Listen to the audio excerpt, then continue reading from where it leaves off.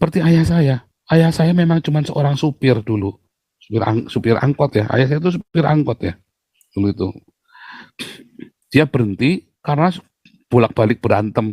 Karena kalau dia dipepet gitu, namanya angkot kan begitu kan.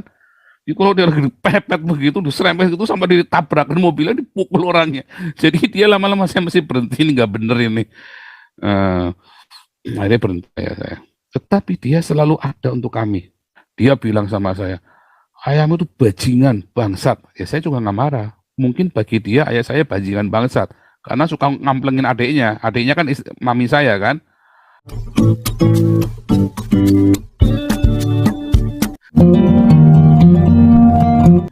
Luar biasa, berbahagialah orang-orang yang mendidik anaknya dengan baik, yang selalu ada untuk anaknya.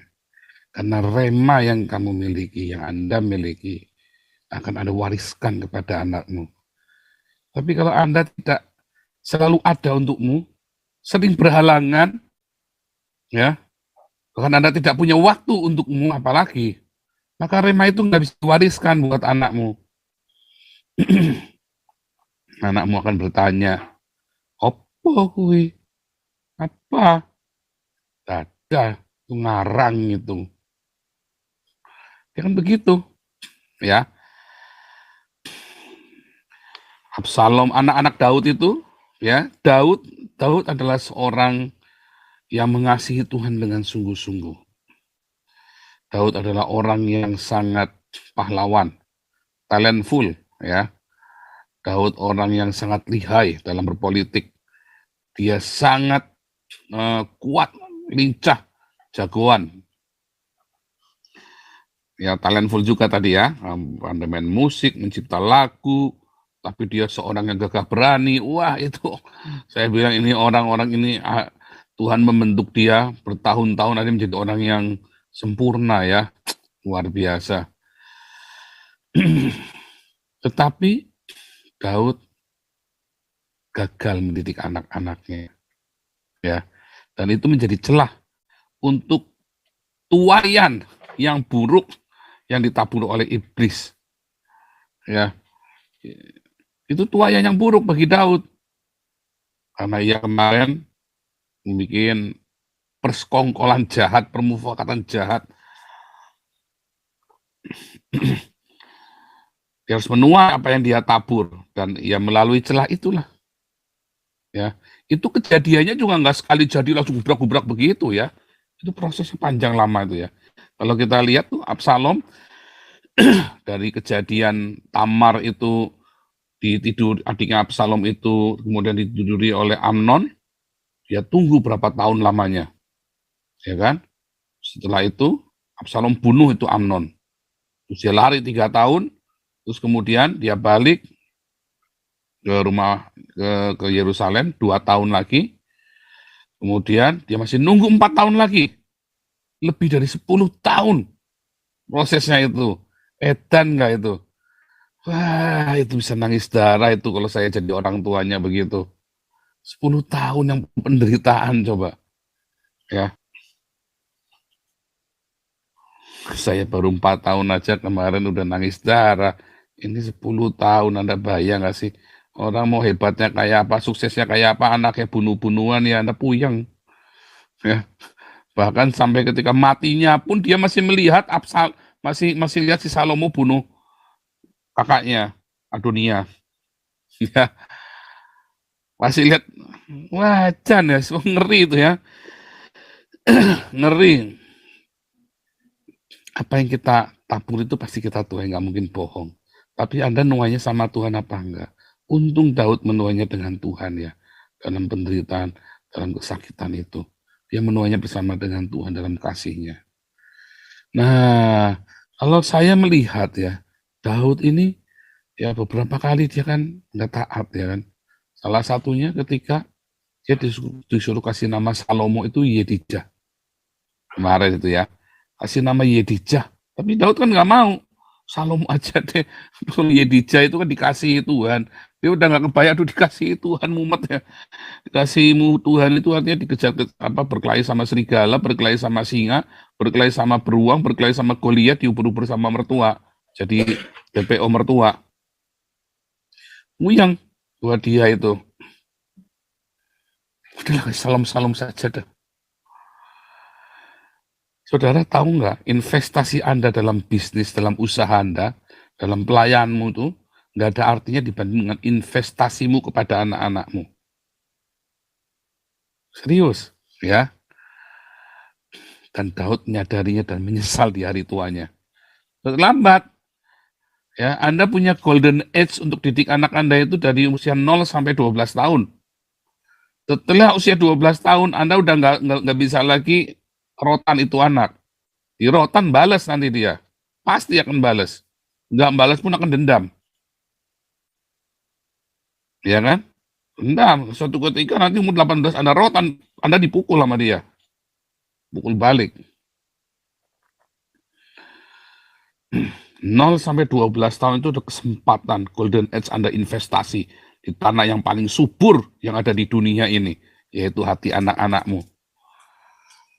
0 sampai 12 tahun. Setelah 12 tahun Anda hanya bisa memberi contoh, ngomongin, kasih contoh, ngomongin itu untuk kasih contoh. Akan lebih sulit ketika Anda gagal di usia 0 sampai 12 tahun. 12 sampai 18 tahun Anda gagal, ya sudah, hanya Tuhan yang sanggup mengubahnya. Udah, sedangkan sama Tuhan mau apa lagi? Bubar, goodbye my love. Umur 18 selesai Anda, udah, Anda omongin, dilawan sama dia. Anda ngomongin yang baik, anak bilang, alah, papa aja begitu kok. Ya kan? Apalagi kalau Anda tidak pernah investasi waktumu kepada anak-anakmu. Mungkin Anda bukan orang yang berpendidikan. Waduh Pak, saya itu mau didik anak apanya? Oh, saya cuma lulus SD. Oh, enggak butuh itu. Wah Pak, saya ini cuma tukang beca Pak. Saya mau ngasih apa buat anak saya? Oh, bukan itu. Anda kira anakmu itu pengen bapaknya itu jadi presiden. Anda kira anakmu itu pengen anakmu itu setiap hari itu pakai mobil mewah, pakai barang-barang mewah. Bahkan anak-anak yang tinggalnya di gedung mewah yang berlimpah harta pun mereka iri sama anak tukang beca loh. Ya kan? Anak yang gitu, anak-anak itu yang masih 0 sampai 12 tahun, anak-anak SD itu yang hidupnya diantar jemput sama supirnya, yang Alphardnya aja di dalamnya ada lemari esnya, ada TV 32 inch-nya, ada semuanya all in di dalam di situ. Semua makanan ada di situ. Iri loh sama anaknya tukang beca. Dia nanya sama supirnya, kok kamu lagi yang jemput? Mama mana? Ya mama lagi sibuk begini sama sama cem-ceman lagi. Papa mana? Gak ada. Bingung. Dia lupa, mukanya mamanya kayak apa, mukanya papanya kayak apa aja udah lupa. Lebih hafal muka sopirnya dia sama mukanya mbaknya. Sehingga waktu si mbaknya itu, si pembantunya mau pulang kampung, wah bisa demam tinggi itu, nangis itu, kejar-kejar itu. Ngalamin gitu nggak? Jangan sampai lu. Ya, kamu pulang di rumah, om siapa? Loh, mama mana? Loh, mama lagi sama papa di kamar. Om siapa? Bingung lu, pusing lu. Jangan sampai lu tanya begitu ya. Jangan sampai. Intinya di mana Anda? Anaknya tukang beca sama si tukang beca, memang duit nggak punya, rumah bocor terus. Antar jemputnya yang satu pakai Alphard, yang isinya kulkasnya macam-macam, ini pakai tukang beca, ya kan? Yang kalau mau makan cuma sit minggir dulu, cak ayamnya siji cak, yo ayamnya cekere wae, ora duit-duit nggak tuku pak pupune, kan gitu kan? Dia cuma ceker sama leher. Kalau yang pakai Alfamart, shoot, mampir supirnya turun, drive thru McD, beda kelas, ya. Tapi anaknya tukang beca ini bahagia karena ayahnya selalu ada buat dia. Juga lagi tawuran, gua diuber-uber anak SD, wah lari, pak, aku mau dikeroyok, pak, aku mau dikeroyok. Wah, ini tukang beca ini lari-lari, bawa ini ya, bawa obeng, bawa palu, awas, dia selalu ada buat anaknya. Karena mangkalnya becanya di depan sekolah anaknya waktu SD. Dulu kayak teman saya dulu ya waktu SD, saya ingat sekali ya. Saya tak pikir tukang beca siapa, nggak taunya bapaknya. Saya sampai ngelus dada itu. Saya sampai kaget. Itu bapakku, nggak malu dia. Nah, tukang beca, nggak malu. Kami dulu sempat membuli ya. Kami dulu sempat bully dia, termasuk saya. Saya bully dia. Padahal saya juga anak orang miskin ya. Tapi karena keluarga tante-tante saya kaya, jadi rasanya kan saya sombong kali itu ya. Bukan duitnya, tapi sombongnya minta ampun ya. Memang, ini anak orang miskin. Kami membuli dia, bapaknya cuma tukang beca. Rumahnya itu gubuk reot gitu ya. Tapi dia bangga sama bapaknya. Ya, dia bangga sama bapaknya. Nah, naik beca, bapaknya genjot sepeda. Hebat ya. Anak ini begitu luar biasa. Nah, dia selalu ready. Daud nggak selalu ready.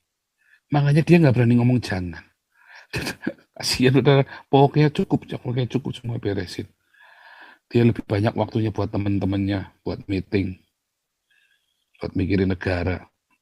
Dia nggak kepikir nanti negaranya bakal bubar. Terus buat apa coba?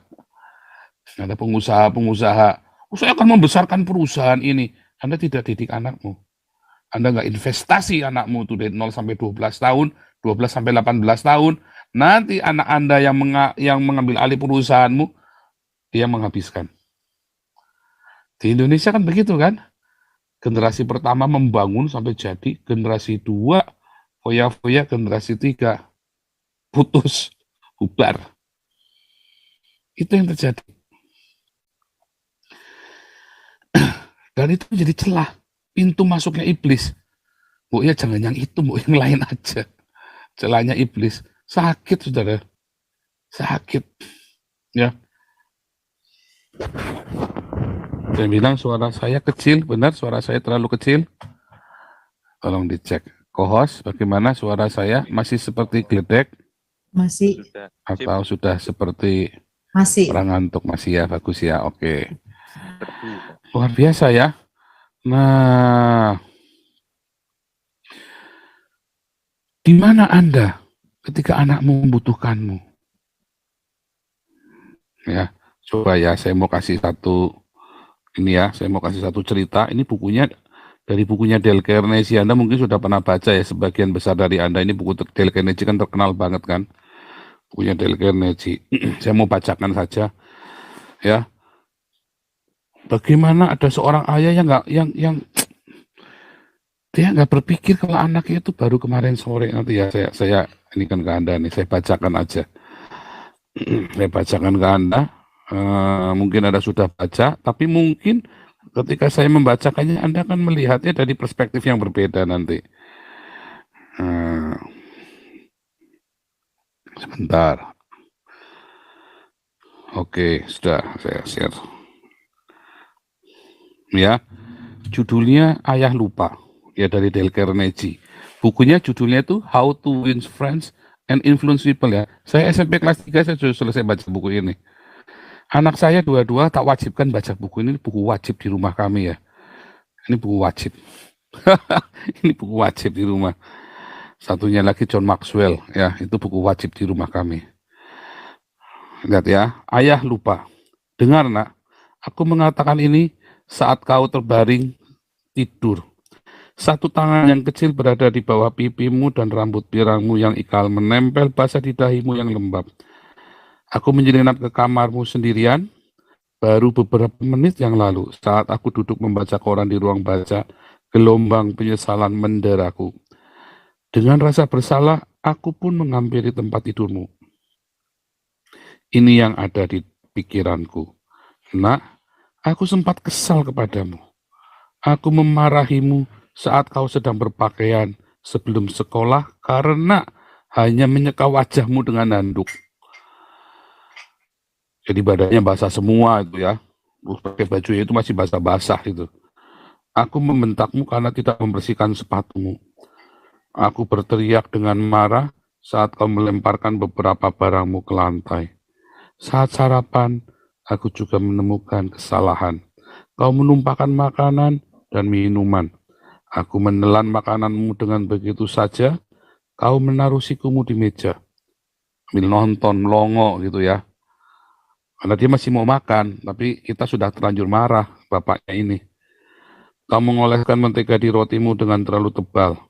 Dan saat kau mulai bermain dan aku pergi mengejar kereta, kau berputar dan melambaikan salah satu tanganmu dan berkata, "Sampai jumpa ya." Dan aku merengut dan menjawab, "Tegakkan tubuhmu." Karena jalannya monggok begitu kan. Lalu semua itu dimulai lagi di sore hari.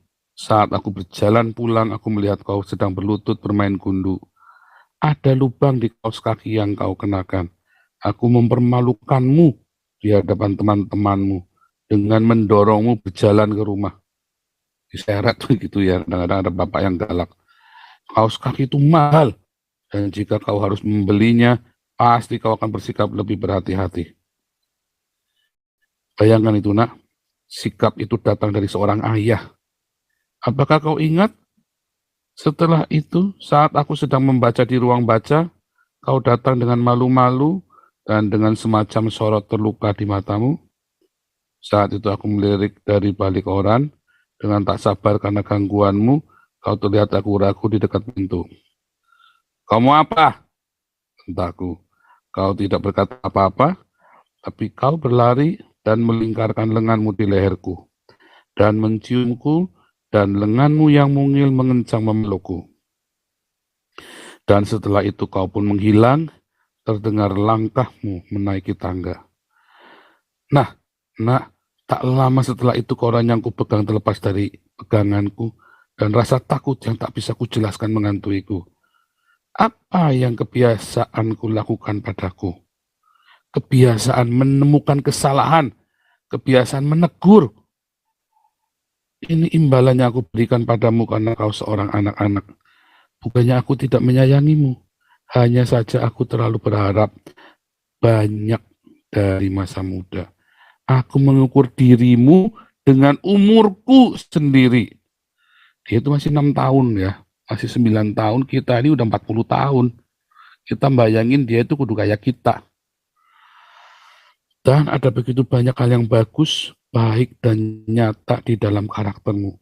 Hati kecilmu begitu besar, seperti fajar di atas perbukitan yang luas. Ini ditunjukkan oleh dorongan hatimu yang spontan untuk berlari masuk dan menciumku, untuk mengucapkan selamat malam. Tidak ada hal yang lebih penting, nak. Kalau dia mati, Anda nggak akan punya itu lagi tuh, ciuman selamat malam itu lagi tuh. Pelukan itu tadi yang spontan itu, Anda nggak pernah ngerasakan lagi tuh. Aku datang ke samping tempat tidurmu dalam kegelapan, dan aku berlutut di sana dengan rasa malu. Pertobatanku ini bukan apa-apa. Aku tahu kau tidak akan mengerti apa yang kukatakan jika aku menyampaikannya saat kau bangun. Namun besok aku akan menjadi ayah yang sebenarnya. Aku akan berteman denganmu, merasa menderita saat kau menderita, dan tertawa saat kau tertawa. Aku akan menggigit lidahku saat kata-kata yang tidak sopan muncul. Aku akan terus mengatakan hal ini. Dia hanyalah seorang anak laki-laki kecil. Sepertinya aku salah karena membayangkanmu sebagai seorang pria dewasa. Namun saat aku memandangmu sekarang, kusut dan terlihat lelah di tempat tidurmu. Aku melihat bahwa dirimu masihlah seorang bayi. Kemarin kau masih digendong oleh ibumu, kepalamu berada di bahunya. Terlalu banyak yang aku minta, terlalu banyak. Kita sering kali gitu sama anak kita ya. Kita nggak mikir anak ini baru kemarin sore, dia nggak ngerti apa-apa. Terus kita tuntut, kita marah-marah, dia sambil melongo. Karena dia nggak tahu salahnya apa. Terus kita ngomong apa? Pikir sendiri salahnya apa. Kepikir nggak? Nggak kepikir. Sampai 10 tahun lagi nggak kepikir. Nanti kalau kita sudah mati, dia udah punya anak lagi, dia baru tahu. Oh, maksudnya begini, udah terlambat. Udah terlambat. Atau dia lagi di penjara, penjara 20 tahun hukumannya. Terus dia baru ngerti. Oh, dulu maksudnya begini. Terlambat. Waktu anak kecil salah, kasih tahu. 1000 kali salah ya 1000 kali kasih tahu. Makanya rumah saya itu kosong melompong waktu kecil. Waktu anak saya kecil itu semua, karena saya sibuk. Dan saya tidak mau marah-marah di rumah kepada anak saya. Nggak boleh ini, nggak boleh itu. Kasihan amat ya. Anda yang stres di rumah ya, yang kerjaanmu cukup stres, yang cukup sibuk, sebaiknya jangan punya perabotan di rumah. Malu dong Pak, ya sudah. Nah itulah, malu itu mahal. Bayarannya anakmu nanti kalau rasa gengsi. Gengsimu itu bayarannya nanti anakmu. Kenapa saya nggak mau taruh barang di rumah banyak-banyak? Supaya anak saya bisa lari-lari nabrak, saya nggak urusan. Wah, nabrak perabotan dari Cina. Wah, saya stres. Wah, itu harganya 10 juta. Juang, nabrak ini. Juang, nabrak ini. Wah, pusing stres saya. Nabrak lampu hias, nabrak apa. Saya nggak mau. Nabrak yang duder. Saya cuma lihat sakit. Ya udah syukur. Hehehehe.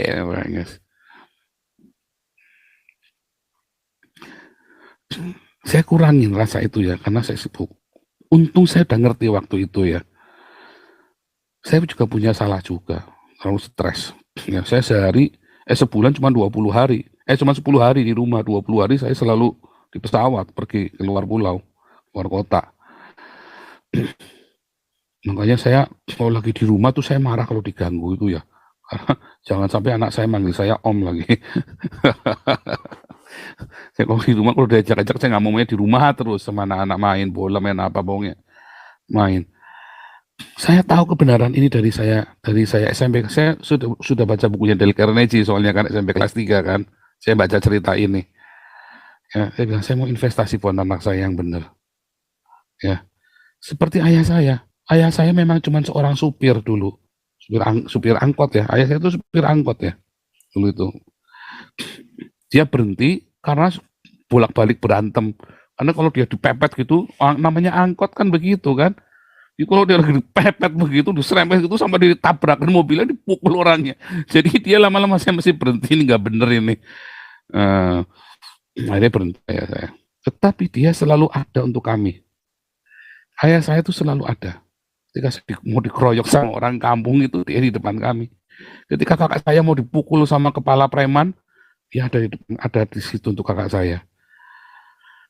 Ketika kami lagi stres, karena kita kerjanya banyak, bingung dari mana nih PR-nya nih. Saya duduk ngajari. Ayah saya tuh pinter juga ya, dia jago matematika. Jadi dia ngajari saya, mulainya dari sini.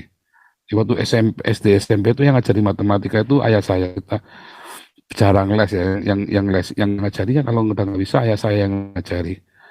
Dia selalu ready dalam kenaifannya, dalam kebodohannya mantan preman kan ayah saya. Dia selalu ada. Mungkin buat orang-orang banyak, mungkin buat saudara-saudara saya, ayah ini hanya sampah. Tetapi buat saya, buat kakak-kakak saya, oh, he is my hero. Beneran ya, karena dia tidak pernah absen. Dia nggak pernah absen. Om saya tuh sampai nyindir ya, om saya ini belain saya waktu saya susah ya, tapi dia tidak suka banget sama ayah saya. Antara benci tapi rindu sama ayah saya. Jadi dia ilmunya belajar dari ayah saya, tapi dia nggak suka banget sama ayah saya, tapi dia mengakui ayah saya benar. Dia hubungannya ribet pokoknya. Dia bilang sama saya, ayahmu tuh bajingan, bangsat. Ya saya juga nggak marah. Mungkin bagi dia ayah saya bajingan bangsat, karena suka ngamplengin adiknya. Adiknya kan mami saya kan, kakaknya om saya ini kan mami saya. Dipukulin sama mami saya tiap hari, marah ini anak orang ini kan marah jadinya kan. Ayahmu tuh bajingan bangsa ya saya nggak marah ya memang begitu lah gimana. Buat orang-orang mungkin dia orang yang nggak baik. Siapapun Anda hari ini, mungkin Anda lagi dalam LPAD, lagi dengarkan video saya di lapas. Mungkin Anda orang nggak baik bagi orang-orang. At least kamu harus selalu sedia buat anakmu. Kalau kamu nggak kepengen anakmu rusak seperti kamu, kalau kamu ingin memberikan warisan ilahi yang baik untuk anakmu, selalu ada untuk anak-anakmu. Selalu ada. Nanti anak-anakmu akan bisa mengenal Tuhan dengan lebih mudah daripada anak pendeta yang sibuk. Pendeta yang sibuk banget sampai anaknya keder. Oh, nanti kalau sudah besar saya akan bimbing sendiri. Ya, akan bimbing dalam kemunafikanmu. Tapi akan lebih mudah kamu investasi 0 sampai 12 tahun, 12 sampai 18 tahun kau didik itu anak. Bersama dengan dia, ketika dia lagi ketawa sama dia walaupun kamu lagi banyak pikiran di kantor. Jangan anakmu lagi, ore pak, lo mau gambar dapat 9. Nggak penting. Oh, jangan begitu. Jangan, walaupun kamu lagi stres baru dipecat juga. Wah, kamu harus berbahagia sama dia. Harus. Ya, kamu lagi stres. Baru ketahuan selingkuhanmu. Ya kan?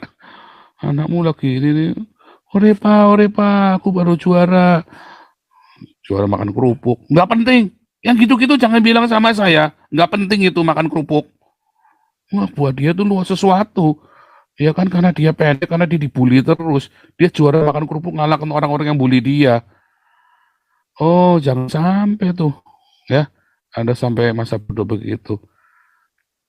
Be there. Ayo, bersama dengan dia di mana dia ada waktu dia senang. Waktu nangis, pulang-pulang. Oh, aku kemarin dihina sama ini, dihina sama itu. Jangan cengeng. Tonyol-tonyol lagi kepalanya. Jangan cengeng kamu. Oh ya, kamu.